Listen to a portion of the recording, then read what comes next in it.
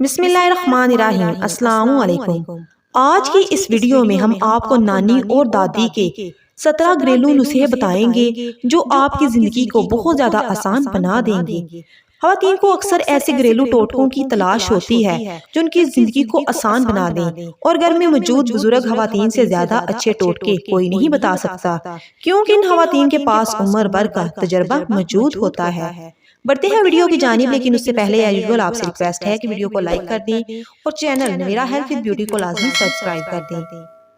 इसीलिए आज हम आपको नानी और दादी के आजमूदा 10 ऐसे नुस्खे बताने जा रहे हैं जो आपकी जिंदगी को सहल कर देंगे।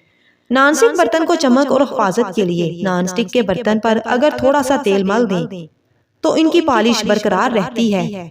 नॉनस्टिक पतीलियों में सिर्फ लकड़ी या प्लास्टिक के चमचे इस्तेमाल करें ताकि निशान ना पड़े। नॉनस्टिक पतीली में खाने या जलने के निशानात साफ करने के लिए उसमें पानी और 2 चम्मच बेकिंग सोडा मिलाकर उबालें, फिर 2 बार हल्का सा तेल लगा दें।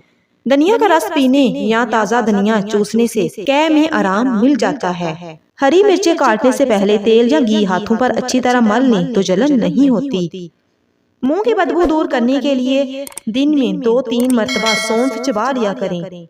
चंद ही दिनों में मुंह की बदबू दूर हो जाएगी।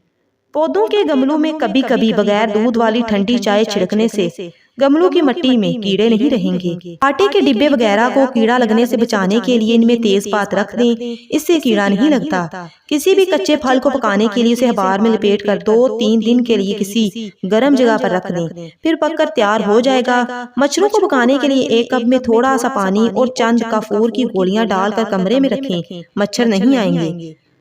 ओवन साफ करने के लिए खाने के सोडे में थोड़ा पानी शामिल करके पेस्ट बनाएं और इसे ओवन की दीवारों और फर्श पर अच्छी तरह लगा दें। फिर ओवन को आधे घंटे के लिए कम दर्जा हरारत पर चलाएं। अब ओवन को ऑफ करें। खस्ता और मजेदार पॉपकॉर्न बनाने के लिए मकई के दानों को हमेशा फ्रीजर में रखें। जब पॉपकॉर्न बनाने हों उस वक्त निकालें और फौरी बनाएं। चावलों को कीड़े से बचाने के लिए 1 किलो कच्चे चावलों में 5 ग्राम सूखे पुदीने का पाउडर मिलाकर रखें। डीप फ्राई की हुई ग़िज़ाएं सेहत के लिए नुकसानदेह होती हैं, लिहाजा समोसों को फ्राई करने के बजाय बेक करें। कच्चे समोसों को फ्रीज कर दें और जब जरूरत हो तो 2 घंटे पहले निकाल लें, फिर ओवन में कम दर्जा हरारत पर बेक कर लें। आलू और प्याज कभी एक साथ ना रखें, क्योंकि इस तरह आलू बहुत जल्द खराब हो जाते हैं।